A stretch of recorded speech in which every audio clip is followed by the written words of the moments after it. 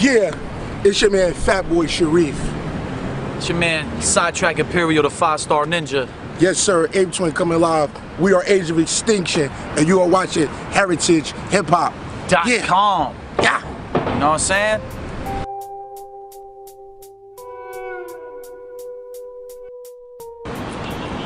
Alright everybody out there, listen. Real hip hop is not just beats and rhymes, it's what you bring to the table. And right here, I got two very different MCs who are a collective and bring forth hard body hip hop. Introduce yourselves to the people. Fat Boy Sharif, A.O.E, aka the Garden State Gargoyle of Elaborate Literature, aka everything else, aka What's for Dinner. My brother right here. It's your man Sidetrack Imperial, the 5-star ninja, aka Old Man Side. Age of Extinction in the building. Well, we outside, but we still in the building, y'all. Alright? You ready? This is going to be fascinating because in doing my research on you two individuals, as a collective, you're just as, I want to say, powerful, if not impactful. So let's get into it. Let's do it. Let's start the Fat Boy first. Yes, sir. Hold on, I just want to say one thing before we even. I just want to say, let's give it up for Mother Nature being fucking actually nice out. Because I'm a fat nigga, and I'm not going to lie. 10 degrees hotter out here, I would have been crying. And one more thing, this is fucking beautiful. Shout out to all the good people at Heritage Hip Hop for holding us down, you know what I'm saying? Right. Salute, real talk. Right. So, Fat Boy, Yes, sir. before we get into styles, let's get into character. As far as hip hop goes, when did you embrace hip hop and when did you know that you wanted to be a part of the hip hop culture? That's an easy one. Probably 4th grade, late 4th grade.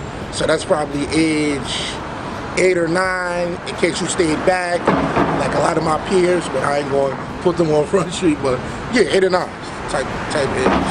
How did you figure it out? I mean, what happened in hip hop that made you be like, yeah, I want to be a part of that? Well, honestly, it started off obviously back then, I was heavy on my freestyle shit. So, just from seeing, I was always good with learning fast. So, growing up, I just was influenced, my mother playing this shit in the crib, my father playing this shit in the crib. And I'm seeing MCs like Pac, Biggie, and I'm like, yo, that shit is fire. That shit really connect with me. I could do that shit too, like. And I just started doing it, and ever since then, and then just elevating my shit as time went on. Sidetrack, same question. Same question. Alright, I started listening to hip hop when I was around 12 years old. I was a little bit of a rock head, and you know, rest in peace to my pops, because he's the one still that rock in me. But you know, around 11, 12 years old, I started listening to hip hop.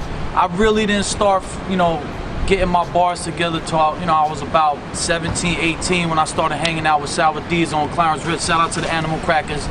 You know what I'm saying? Big influences like DOS Effects, Redman, Nas be my #1, you know what I mean? That's deep because you know what? When I look at your collective and I hear your music and I listen to you as a group and as solo artists, y'all remind me of the Rhyme Syndicate. Okay. Now the Rhyme Syndicate, for those who don't know, was Ice-T's original collective of MCs, which was Ice-T, Everlast, and a whole bunch of other MCs. And the reason why I say Rhyme Syndicate is because it was the punctuation of different styles that made the collective album interesting.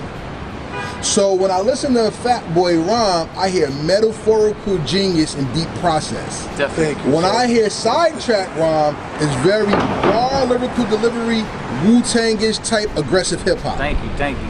So what had you find your voice? Because usually when people first start rhyming, they usually sound like somebody else. So how did you find your voice, and how did the steps come to be to perfect the voice? Anyone can take it first. Go ahead. See, like going back earlier, I always been just like a creative growing up with certain shit. So even just like certain movies I like to watch just certain shit that people might not find as fascinating, like some shit like Fear and Loathing in Las Vegas, and I watch it like, yo, the way that the colors and the shit and the whole story, you just gotta stick by it.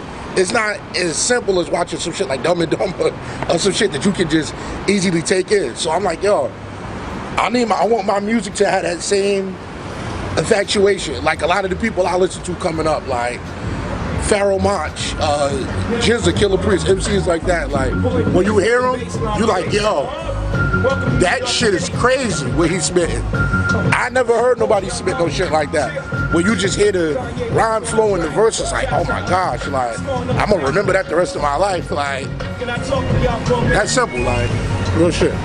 Yeah, you see we live out here. We got damn Guess Who's Back in the background. But see, that matched exactly what you said. Because even with Guess Who's Back, it was about somebody coming from somewhere and not disappearing and contradicting their lifestyle with their culture. And that's exactly what you described with the movie and your personality. Same thing with you.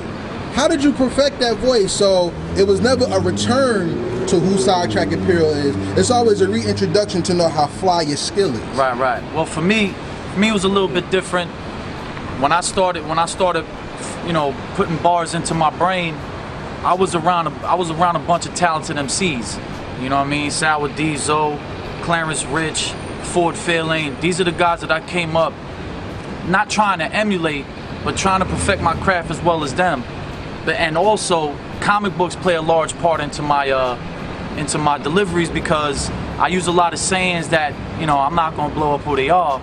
If you're a true comic head, you'll know when you'll hear what I say, who it came from, and why it came like that. Coming for that you know check. what I mean? Nah, going back to what I was saying, like that's how I've always been with just like I like to take like the most not weirdest but like most obscure shit and be like, yo, there's so many layers to this shit. You might not even really fully get it unless you fully invested in what's going on. Or you looking at it from a different angle. Cause like for example, like I had all types of different influences like on the hip hop and like I said, Pharaoh Monch, Killer Priest, MCs like that, but stage wise, my performance game, I was influenced a lot by rock dudes, like Marilyn Manson, Korn, shit like that. Yeah. Like where it's like, yo, when you see them on stage, you're gonna stop whatever you're doing and listen to what they say, like, god damn, like, oh.